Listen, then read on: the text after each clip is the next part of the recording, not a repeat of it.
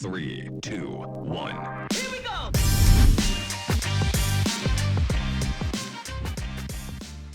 We're going to have a lot of fun. We're going to work our tails off.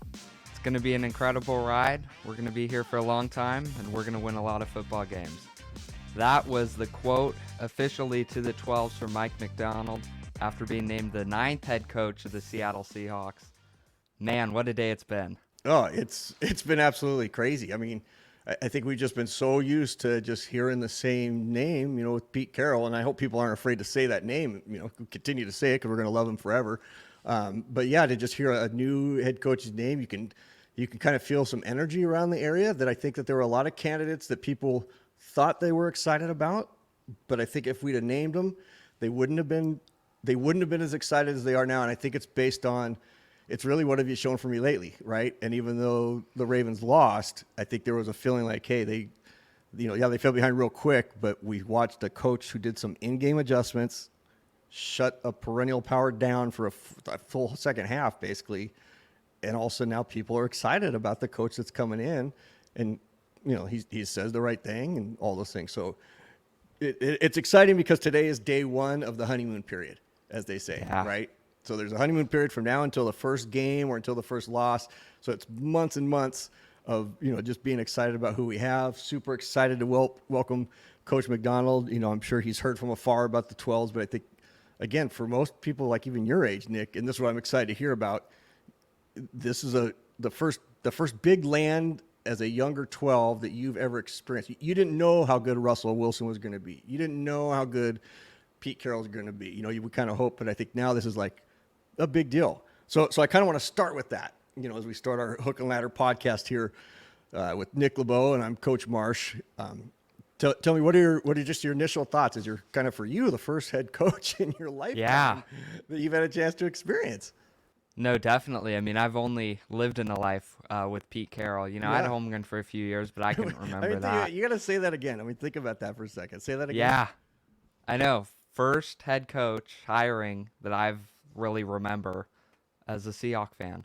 I mean, you think about Pete Carroll, he was here for 14 years. I'm 16 going on 17, so that's basically my whole life. Yeah. And I mean, man, it's been a good era. Absolutely. Keep going. Yeah. I mean, to highlight, really, you look at Mike Macdonald, his defense over the past season, and really his defense everywhere he's gone. Michigan, it was really good. Baltimore this past season, he played some really tough play callers offensively. Andy Reid, Kyle Shanahan, Sean McVay, Ben Johnson. And his defense really performed against all of them. Maybe they didn't win the game in the end, but as you know, Coach Marsh, there's two sides to the football. I'm really excited. His players, too, coming out now, they're talking amazing things about him. It seems like culture's a big deal with him, and I really see it. Just even seeing the video of him walking into the Seahawks facility, meeting everyone. Man, I'm really excited for what this new era brings. Yeah, I can see it on your face. I mean, that's what's cool. And so it is a fun time, I think, because again, there was other names, and it's not to say that if Coach Quinn would have got the job. I mean, we don't know how anybody's going to be, but I think what people are excited about is the fact that it's an unknown commodity who's had a track record of success. I think they have to be careful of when they think they know a lot. One thing I've learned over course of my life, and I made many mistakes early because my ego would get in the way, and I think I would know more than I really knew, is making sure you do the research. And now I'm I'm a Google geek research guy, so when I hear about new things or see new things, and so when we got our butts kicked by them in week 9, it was like 37-3, I believe it was. Yeah. Right away I was like, okay, who's coaching their defense? Now I didn't think in a million years that it was going to be the end of Pete Carroll, or I wasn't looking at it from that standpoint, but I'm always interested to see who's doing what. Had never heard of him. Saw that he had this meteoric rise from, literally 10 years ago, Nick, the guy is, coaching high school football. Yeah. And then he goes to become a GA, but if you look at where he went along the way, awesome mentor. So that to me is what I look for, is the guy who's hungry to get somewhere. But you can catapult yourself by just getting named by title and coaches helping you, and off you go. But this is a genuine, dude worked his butt off, and he didn't play. He's another guy that didn't play football the last time he actually played was his junior year in high school. So it just kind of continues to buck the trend that it's more about our guys really wanting to learn and know. So to me, that's an exciting thing, Nick, is that we've got a guy who's coming in here. We'll talk about the defense and all those things here shortly, but really just the idea of the newness, the freshness, the excitability, saying the right things. What else are you feeling in terms of this honeymoon period? Like, what do you think let me put it this way. When a president switches over, the new president comes in, they always say your first 100 days in office, for the president is something that people like to watch closely. Now, I'm not a political guy at all, so this isn't a political show by no means. But I know the 2 times when I was named head coach, I kind of took the same philosophy, but I did it in terms of 30 days. My first 30 days are so important. Like, who do I want to meet with? Who do I connect with? Who do I get on board?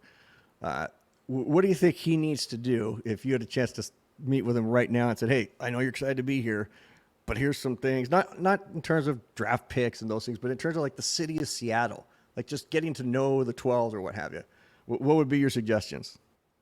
Oh, man. I mean, I'd say for the first 30 days, really just, obviously hiring a coaching staff's the number one kind of priority there. But in terms of like just interacting with the 12s, just make yourself seen, be out there at Pike Place or, on some random hike at Mount Rainier, stuff that 12s really do. And like, I think having been named the head coach and then a week or two later, you're just constantly seen out in public, that can't hurt you. I mean, people love to see celebrities, and I think he'd really be embracing himself more to the 12s, and he'd let them kind of come in and embrace him with being kind of seen out in the public.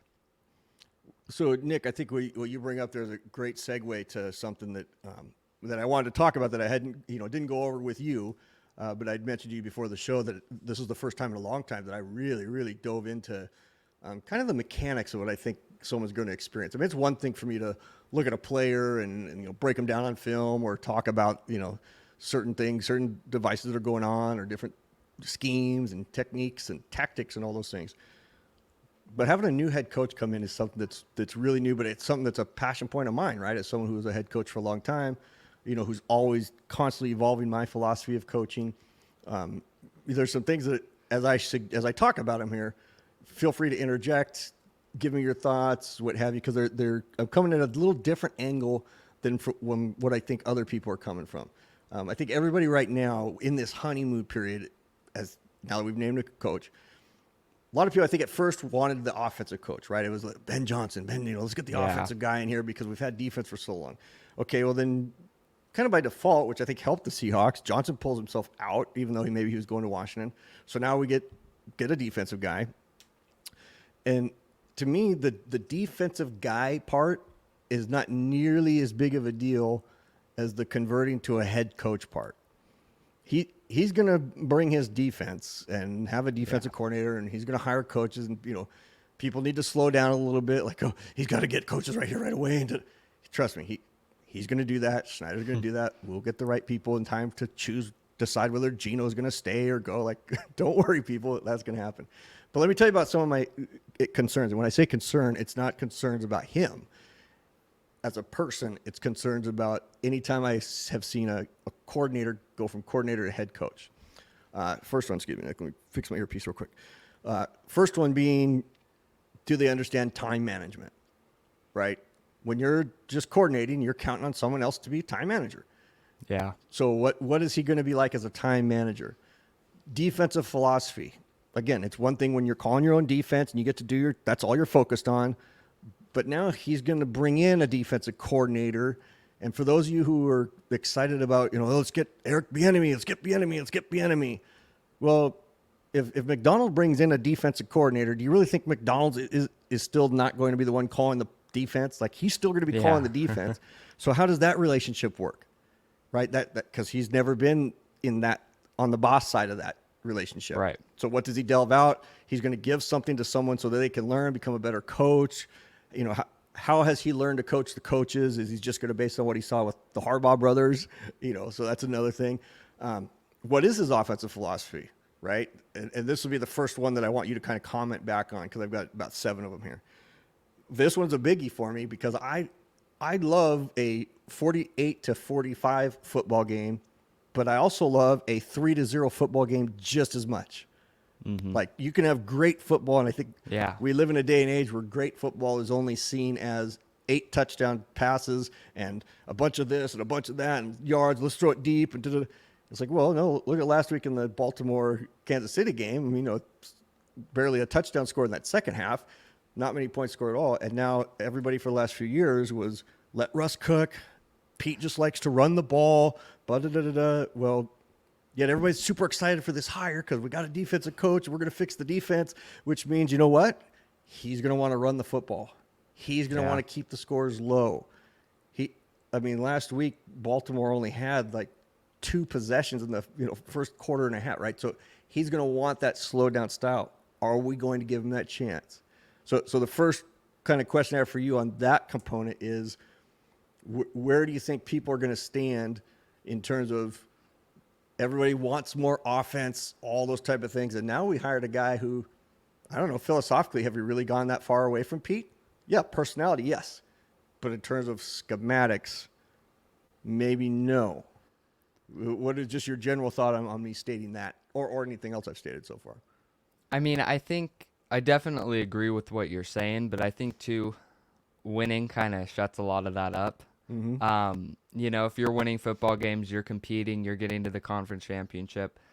I don't think there's as much complaining there as when you're losing. It's going to be really interesting to see. Yeah, not only offense. I mean, I think special teams too, and just how he addresses that, if that's a big priority, because we've seen a lot of teams, special teams wise, get knocked out of the playoffs or miss an opportunity because they really didn't invest there. Yeah. I mean, look at this last week, right? Look at the decisions that were made or not made on field goals. We don't know what Coach Macdonald's going to do in those situations. He exactly. He's been in games that have had those situations, but he hasn't had, where the win or the loss comes down on your name. And it's a big, they used to say in basketball with coaching, it's a big move when you go 36 inches to your right, meaning from that first assistant to now the head coach. You coach the game differently. You're aggressive. Yeah. Everybody's aggressive, and they think aggressively as a coordinator. And then you become the head coach, and for a little bit, you're like, well, I don't know. Or you have something bad because you try to be aggressive the first year. Something bad happens, and now that keeps coming back in your head for years and years. So, but I like what you said about the winning curing things, because I think we could have gone undefeated last year, and if we won every game 7-0, everybody's happy. Yeah. Right? I think, too, I mean, you're kind of talking about the honeymoon period. It's definitely a thing. Man, if I'm talking to the 12s, give them some grace going into the next season. I mean, it's not going to be all kind of sunshine and rainbows. We're probably not going to the Super Bowl the first year. There's going to be a lot of bumps in the road, going to be games lost, blown calls. I mean, yeah, stepping into the head coaching position for the first time in the NFL, that's the highest level it gets, and there's going to be a lot of mistakes. So yeah, no doubt about it. Harsh on him, without a doubt, Nick. So I'm going to hit a couple more of these things, just things that I want us to be thinking about, and then we'll talk about. And again, it's not about him per se. Like, none of these are negatives towards him. They're just things that I'm curious, knowing that everybody's talking. All I'm hearing everybody talk about is our defense. Show up the defense. Going to show up the defense. Like, well, okay, but what is his philosophy on the offense? What is does he want to pass it, or does he want to run the clock? What is his philosophy? Because that's going to dictate personnel, right? What's his personality on special teams, like you said? What is the culture going to be like, right, with him? Nice that we're hearing things from his players, but a couple other things, like whoever he hires as offensive coordinator, most likely, I'm not going to say most likely, but probably won't run the West Coast offense. Might be some other hybrid or something else. So now our quarterbacks, no matter who it is, but our current quarterbacks will be in their third offense, basically in the last 3 years, depending on where traded in, coming out, if we get a kid out of college. So you nailed it in terms of people are out there saying, we'll be okay if we have a couple losing seasons. Well, will you be? Because anticipate that could happen, right? We replaced a 9-8 coach that, again, people weren't happy with. Now, I was totally fine with Pete. I thought we were doing fine. Absolutely. We'd be okay. We'd catch up to it. But I'm okay that we let him go and we're finding someone else. But if we go 6-11 or 7-10, are people going to be okay with that, knowing and understanding football that it is so hard to learn a playbook this thick, right? And now we got new people learning it. And the Baltimore Ravens have had Macdonald for a little while, had him for at least a couple of years. You got to give a head coach 3 years, at least, almost least any sport, to advocate his culture, run his stuff, and our boy out there in Detroit is the perfect example of that. Totally. Right? Third year, and look what he did in his third year. Now, you can argue what he did last week and the decisions, but still, he changed the culture, became a winning team, and all of a sudden now Dan Campbell's the way it is with coaching. So wasn't all easy too. Say that again? I mean, it wasn't all easy too for Detroit. No, absolutely. I mean, they went not. 6 games won in 2 years. Absolutely. So give him some grace. You gotta give him some grace, and he's gonna have growing pains. He's gonna learn, and whether you guys all believe it or not, that are watching or have you, no one is going to work harder than he is, and no one's going to win more than he's going to want to win. So as much as we all want to be the pundits that claim we know what we're talking about, and he should do this, and he needs to do that, and he can't do this with Jamal Adams, and he can do that with this. Hey, it's not we can talk about it, but he's going to do what he thinks is best for the program. And I got to believe Schneider, obviously playing a big role in this, is feeling like he's got a teammate that he can work with. Last couple of things. It'll be interesting to see how he does in what I refer to as evaluating the evaluator, meaning I think he's gonna be a type of guy, especially being under the Harbaughs, that likes to let his coaches coach. But when he doesn't like how his coaches are coaching, and as a 36-year-old, now we've gone from the oldest coach in the NFL, or close to it, to the youngest coach in the NFL. It's extremely hard when you are the young coach to tell a coach who's been coaching for 20 years in the NFL or 10 years or whoever we get, hey, I don't like how you're coaching it, or that's not my philosophy, or what have you. You got to really get guys you can trust and that will buy into the philosophy that you want as a head coach. Again, how will he handle that? Does that cause back-end discord? Because I don't think you had that in the last 10 years. Guys knew when they came in under Pete, it's do it his way or you're out of here. Player and coach, right? So I think that's kind of a big deal. That how well does he evaluate the evaluators in terms of the coaches who are coaching players or what have you and stuff. And the last thing I'll say for right now is again the promotional piece, and this is in any job, anywhere. People go from being in one position where they're beloved and because they have these certain traits to a promotional position of leadership, and people change. It's just natural because you get a new title, you have a little bit more power, so there's some ego. And again, it's not to say it's bad.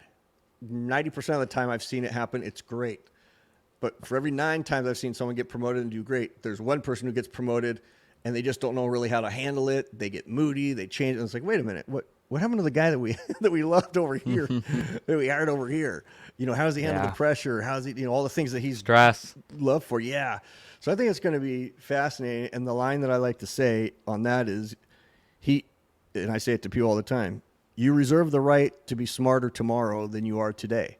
You reserve the right to be smarter tomorrow than you are today. Well, we have to give him that grace, as you said, perfect word. We have to allow him to have the opportunity to be smarter tomorrow with his decisions that he is today. Now, if 4 years later we're not doing well with him, okay.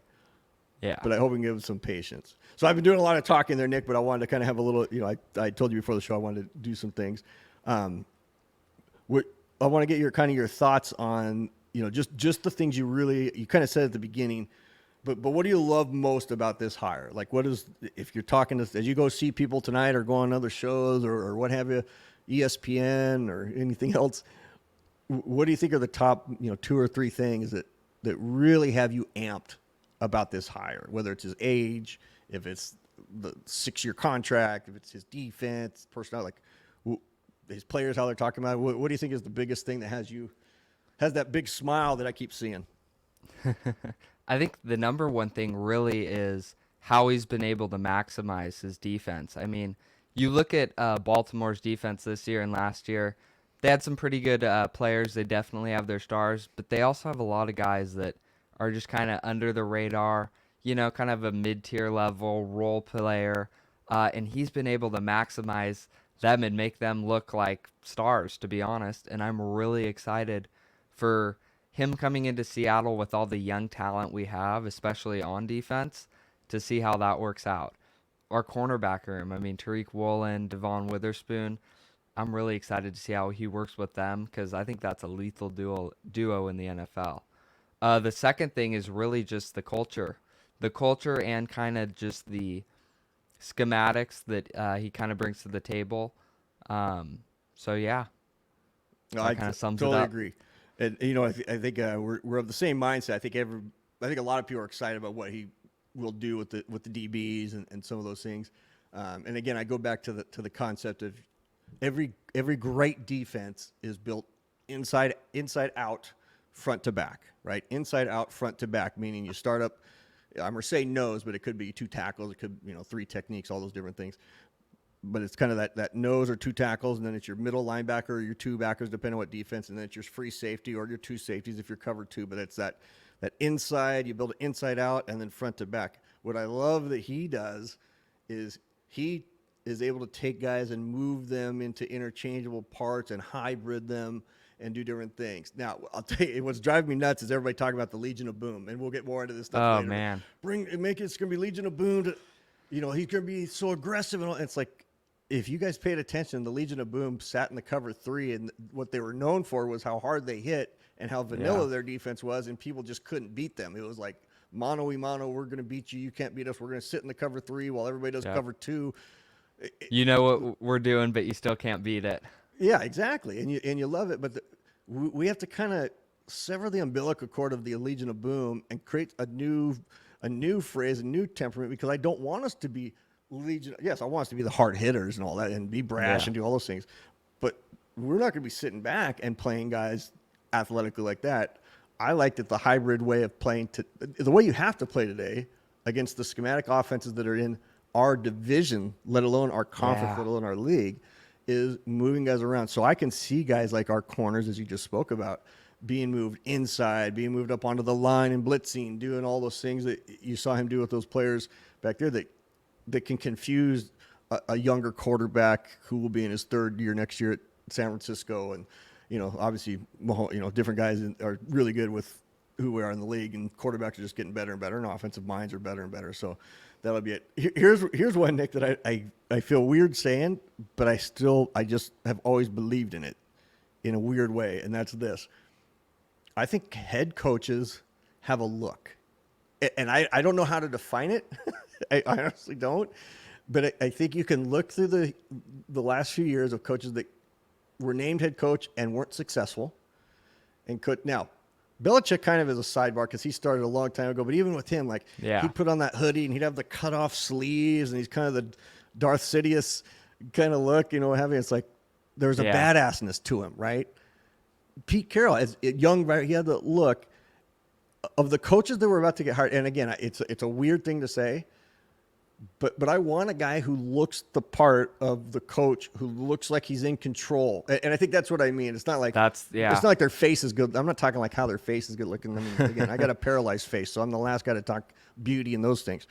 But just I'm talking in terms of how a guy carries himself and his demeanor. And to me, even though it's the opposite of what Pete gave us, there's just something that when I saw him, I really watched him closely last week when they'd show him stuff. I'm like, God, that guy's.